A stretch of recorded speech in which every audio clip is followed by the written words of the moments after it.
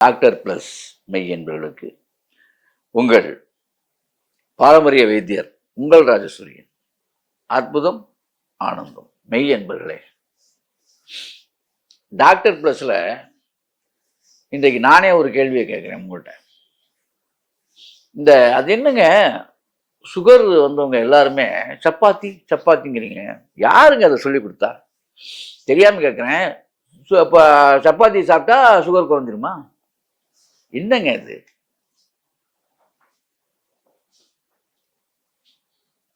மனமது செம்மையானால் மந்திரம் ஜபிக்க வேண்டாம். எல்லாமே மனம் சார்ந்து இருக்கு. உங்களுடைய தினம் நீங்க செய்ய வேண்டிய பணியெல்லாம் மனம் சார்ந்து இருக்கு. அதுல உணவு கட்டுப்பாடுங்கிறது நியாயம்தான், தப்பு இல்லை. அதே மாதிரி அரிசி சோறு சாப்பிட்டா சுகர் ஏறிடும். யாருங்க அதெல்லாம் சொல்றது? எப்படிங்க, எப்படின்னு நான் கேட்கிறேன்.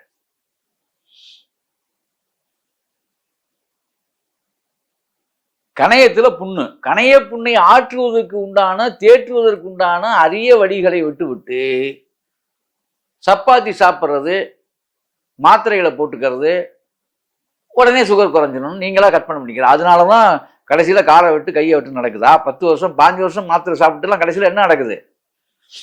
கிட்னி போயிடுது, கண்ணு போயிடுது, காது போயிடுது. சுகரை கண்ட்ரோல் தான் செய்றீங்க அப்படின்னு நீங்களே நினைச்சு பாருங்க. இது நியாயமா? அது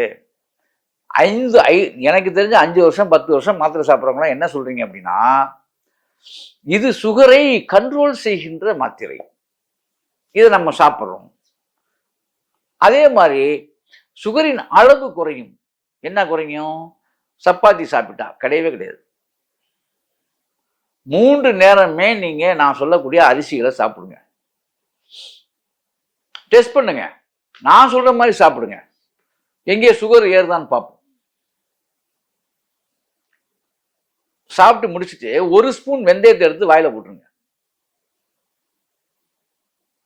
பொய் இல்லை, சீரியஸாக சொல்றேன். ரைஸ் சாப்பிடுங்க. நல்ல ரைஸ், நல்ல சாப்பாடு, அது காய்கறியோட சாப்பிடணும். சும்மா வெறும் ரைஸா கொட்டக்கூடாது. சாப்பிட்ற முறை என்ன? காய்கறி ஈக்குவலா இருக்கணும். எந்த காய்கறியா இருந்தாலும் சரிதான்.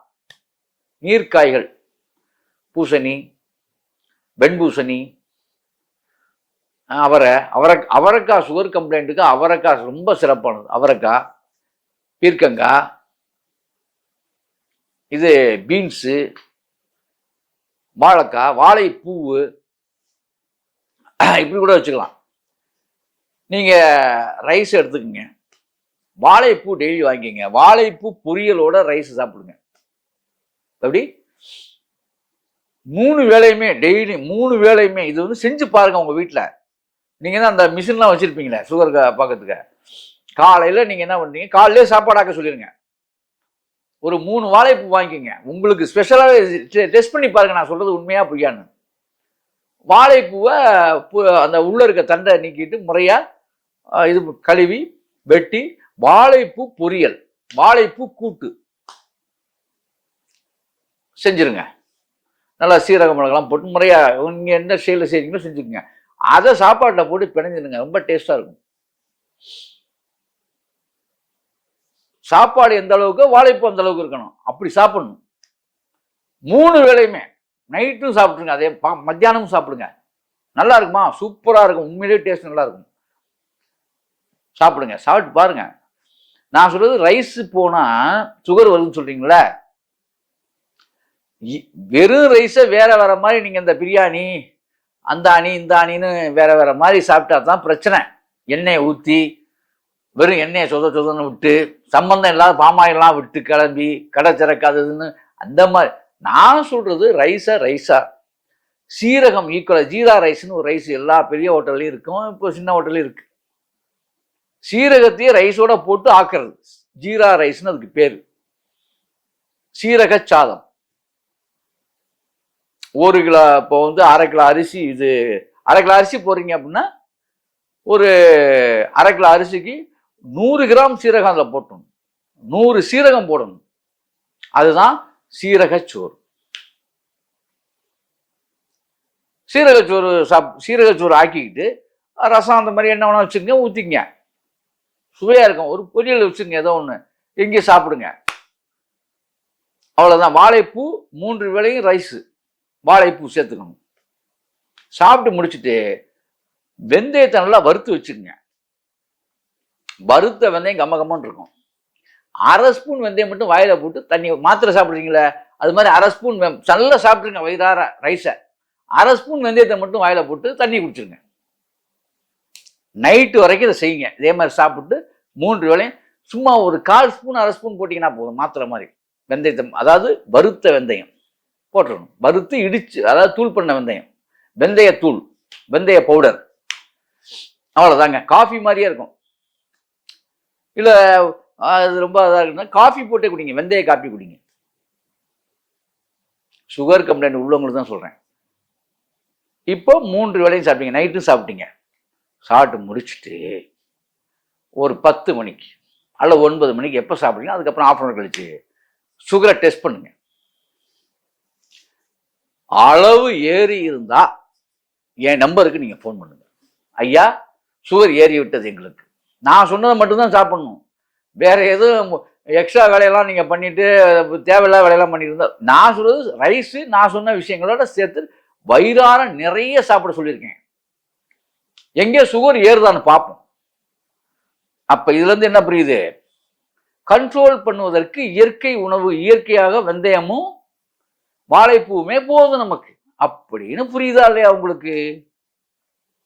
அப்புறம் எதுக்கு சப்பாத்தி? சப்பாத்தி நல்ல உழைப்பாளர்கள், நல்ல உழைக்கக்கூடியவங்க, நெத்தி ஒரு நிலத்துல போய் சிந்தக்கூடிய ஆட்கள் சாப்பிடக்கூடிய நார்ச்சத்துள்ள ஒரு பொருள் தான், அவ்வளவுதான். அந்த சப்பாத்தி இன்னொரு விஷயம், நம்ம பூமியில, நீங்க பிறந்த பூமியில சப்பாத்தி சாப்பிட்ட வளர்ந்தீங்க நீங்க. அதாவது தாய் மண்ணில் நீங்க பிறந்த காலத்தில் என்ன சாப்பிட்டு வளர்கிறீங்களோ கடைசி வரை நீங்க அதை ஃபாலோ பண்ணீங்கன்னா உடம்பு ஆரோக்கியமா இருக்கும்.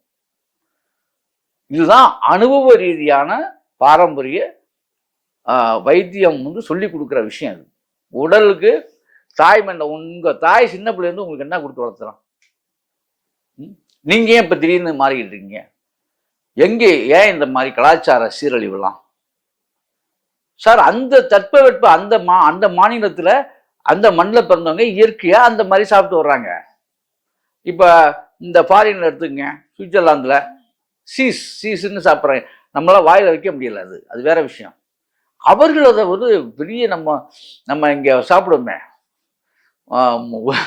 அதாவது இந்த பணியாரம் உருளைக்கிழங்கு போண்டா சாப்பிட்ற மாதிரி அவங்க அவ்வளோ இனிமையா சாப்பிட்டுட்டு இருக்காங்க.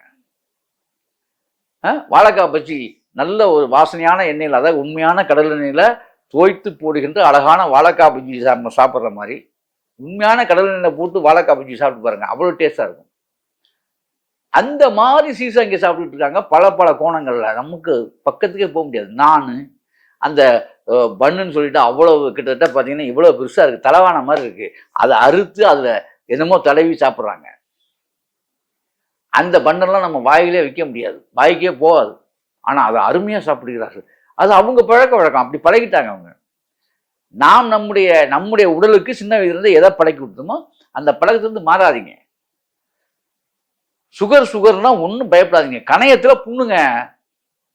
நீங்க இந்த உணவுப் பொருள் எடுத்தீங்கனாலே கணைய புண்ணு ஆறாரம். அது இன்னொரு விஷயம் தெரியுமா, கண்ட்ரோல் மட்டும் கிடையாது. இந்த மாதிரி உணவு பழக்கத்துக்கு நீங்க வந்துட்டாலே இந்த வாழைப்பூவே உங்களுடைய சுகரை கணைய புண்ணு ஆத்திரும். வாழைப்பூவை பத்தி விளையாட்டு கிடையாது. அது மட்டும் இல்லை, கிட்னியை ஸ்ட்ராங் படுத்திடும் வாழைப்பூ. இவ்வளவுதான் விஷயம்.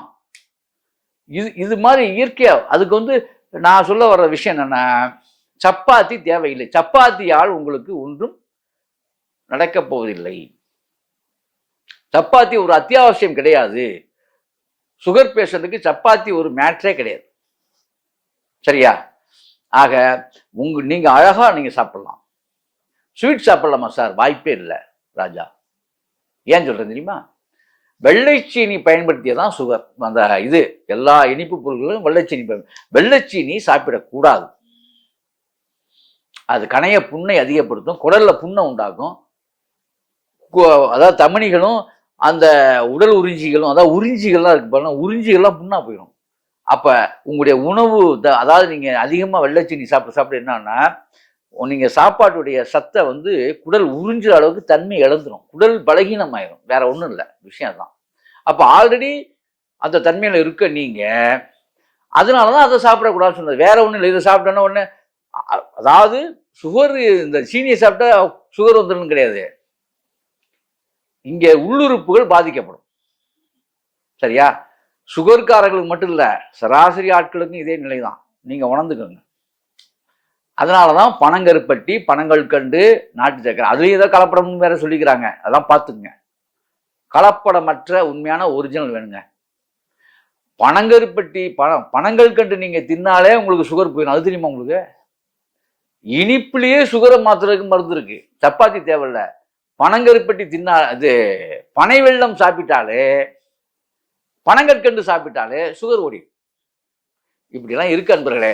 ஆகவே டாக்டர் பிளஸ் அன்பர்கள் சப்பாத்தியை கட்டிக்கிட்டு அழுகாம அழகாக நல்லா வந்து பாத்தி கட்டி சாம்பார், ரசம், நம்முடைய தமிழனுடைய அற்புதமான சுவையான உணவுகள் எல்லாம் போட்டு சோத்தை வளைச்சி வச்சுக்கிட்டு சோறு நல்லா சாப்பிடுங்க, வயிறார சாப்பிடுங்க. ஆனா நான் சொன்ன விஷயத்த அதோட சேர்த்துங்க.